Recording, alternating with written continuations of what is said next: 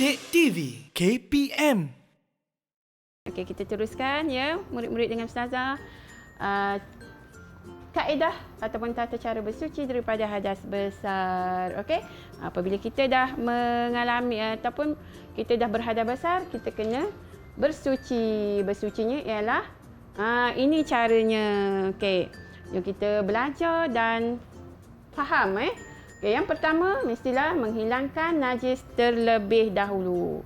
Okay, apabila yang 6 perkara tadi, kita dah mengalami hadas besar yang 6 perkara yang kita dah belajar tadi, kita kena menghilangkan najis dahulu. Okey, kita ada pelaksanaan mandi wajib oleh Abang Aiman sekejap lagi di patung ni. Okey, dan yang kedua, kita membaca basmalah. Itu kita membaca Bismillahirrahmanirrahim.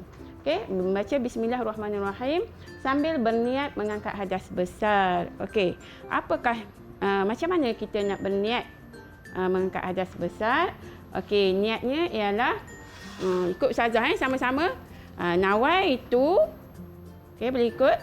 Nawaitu raf'al hadasil akbari lillahi ta'ala. Okey, maksudnya sahaja aku mengangkat hadas besar kerana Allah Ta'ala. Okey, yang seterusnya membasuh tangan 3 kali. Ini sunat, sunat membasuh tangan 3 kali, dan seterusnya membasuh kemaluan daripada kekotoran dan najis. Kemaluan tahu kan, murid-murid semua tahu daripada kekotoran dan najis, dan kita mengambil wuduk. Kalau kita terlepas mengambil wuduk, lupa, sebab wuduk ni sunat, tapi perkara sunat kita kena lakukan juga untuk mendapat pahala, ya. Okey, mengambil wuduk. Okey, apa yang seterusnya? Kemudian selepas mengambil wuduk, kita akan membasuh ke seluruh rambut. Ini mandi wajib lah. Membasuh ke seluruh rambut di kepala dan telinga. Maknanya di pelipat-pelipat telinga ni semuanya perlu kena air, Aman. Contoh macam patung tu kan. Kita nak mandi, semua kena. Rambut pun semua kita kena guna jari kita bagi kulit-kulit kepala kita terkena air. Kalau tak kena air, tak sah mandi wajib kita. Okay. Macam tu, macam Abang Aiman buat. Okey, bagus. Okey, yang seterusnya menjirus air ke seluruh badan bermula dari sebelah kanan. Afdal kan? Sunat mula dengan sebelah kanan, kemudian barulah sebelah kiri. Okey, macam tu. Okey, boleh faham? Okey, seterusnya menggosok bahagian sulit, bahagian sulit dan lipatan. Kita punya anggota badan kita kan ada lipat-lipat. Kalau orang yang besar kan, yang badan dia besar sikit, dia ada lipat-lipat kan, kita kena gosok-gosok bagi kena air semua bahagian lipat-lipatan kita. Dan yang terakhir membasuh kaki. Okey, di depan ni pun ada juga, murid-murid boleh lihat, murid-murid di rumah dan juga di studio boleh lihat yang Ustazah sediakan ni, daripada perkara pertama hingga yang terakhir membasuh kaki. Tata cara mandi wajib. Okey. Boleh? Baik. Semua boleh ikut. Nanti kita akan buat ulangan dalam pentadbiran nanti. Okey, baik. Seterusnya, mari kita belajar. Kita nak tahu pula apa kepentingan. Apa kepentingan mandi wajib ni, Aiman? Ya. Sebab apa kita nak mandi wajib kalau kita berhadas besar? Mesti ada sebabnya yang Allah suruh kita buat melakukannya. Okey, yang pertama, kepentingan daripada jasmani ada 2 bahagian, iaitu dari sudut jasmani dan rohani. Ni nama sempena nama Ustazah lah ni, kan? Okey. Dari sudut rohani dululah kita ambil, iaitu dari sudut spiritual.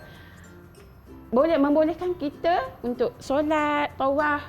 Apakah yang kita berhadas tadi kita tak boleh buat, larangan kita tak boleh buat, setelah kita bersuci dah mandi wajib, kita dah boleh melakukannya. Membolehkan kita solat, tawaf dan menyentuh Al-Quran, membaca Al-Quran. Okey, boleh faham? Dan amal ibadah kita sudah pastinya akan diterima oleh Allah Subhanahu Wa Taala, dan juga sebagai bukti ketaatan kepada Allah Subhanahu Wa Taala. Manakala dari segi jasmani, iaitu fizikal kita, badan kita menjadi bersih dan sihat. Sihat tubuh badan kita, membersihkan diri daripada bau dan kuman, serta memberi keselesaan untuk kita berinteraksi dengan orang lain. Boleh ya? Okey.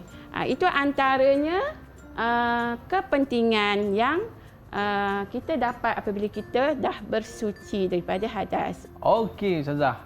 Jadi murid-murid kita agaknya dah faham dah, tapi kita nak berikan sedikit latihan pengukuhan. Ya, betul. Okey, silakan Ustazah. Okey, baik. Okey, Ustazah, tadi kita dah belajar tentang tata cara ataupun kaedah pelaksanaan mandi wajib, langkah-langkah dia dan juga kepentingannya. Okey, saya tanya tadi, Sufi dah jawab Okey. Rizki, boleh Rizki? Okey, Rizki boleh baca balik pun tak apa, ulang balik. Tata cara yang pertama mandi wajib. Yang pertama apa? Menghilangkan?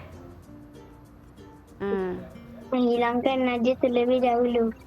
Okey, bagus.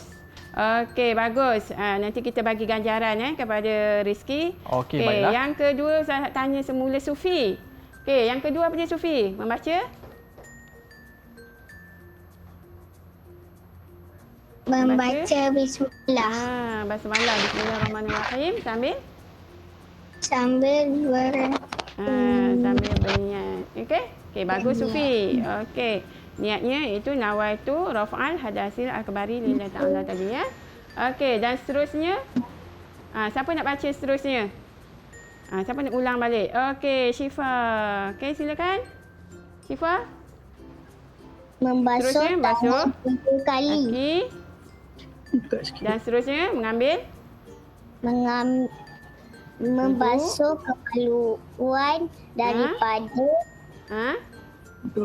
kekotoran dan najis. Okey, bagus. Okey, sampailah yang terakhir membasuh kaki. Okey. Okey, baik. Seterusnya Ustazah nak tanya apa kepentingan kita mandi wajib. Siapa nak jawab?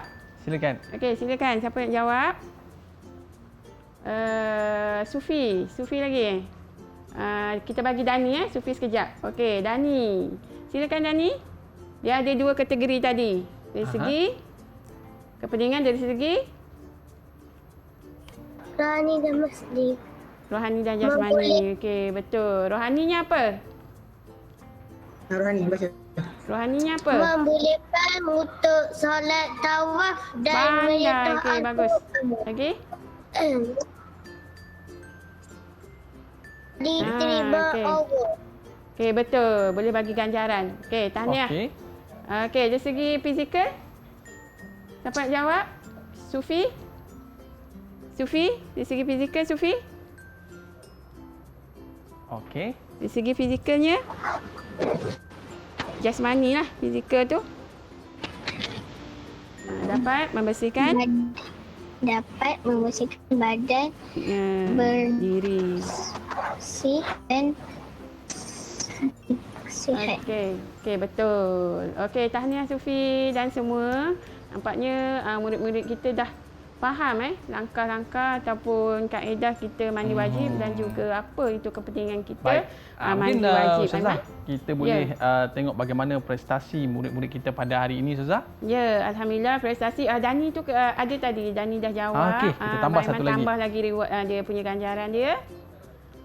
Mungkin ada rumusan daripada Ustazah untuk pembelajaran kita pada hari ini. Alhamdulillah sepanjang kita belajar tentang apa hadas, maksud hadas dan juga berdasarkan dalil ayat Al-Quran tadi dan juga apa perkara yang menyebabkan kita berhadas besar serta perkara yang kita tidak boleh buat kita tidak boleh lakukan sepanjang kita berhadas besar dan juga bagaimana Ustazah dah ajar juga tadi bagaimana kaedah kita nak mandi wajib untuk menyucikan kita daripada hadas besar serta apa kepentingannya kita dah belajar dan saya yakin murid-murid di rumah yang sedang menonton rancangan Ustazah ini dan juga murid-murid di studio telah faham. Ustazah bagi 10 bintang untuk kelas kita hari ini dan juga murid-murid di rumah dan juga di studio boleh melayari portal Sumberku KPM untuk dapatkan bahan-bahan pembelajaran kita pada pagi ini insya-Allah. Semuanya ada kat situ Aiman. Okey, maknanya prestasi murid tadi Ustazah bagi 10 bintang 10 bintang semua. Semuanya aktif dan juga faham apa yang kita dah belajar hari ini. Okey. Banyak bintangnya. Baik. Tahniah kepada semua. Terima kasih Ustazah dan terima kasih murid-murid yang bersama dengan kita pada hari ini dan tak lupa terima kasih kepada ibu ayah yang setia terus bersama dengan murid-murid kita pada hari ini dan juga satu lagi Abang Aiman, jangan lupa bila kita berhadas kita akan buat apa yang kita dah belajar. Okey, kita praktikkan di dalam kehidupan kita. baik. Didik TV KPM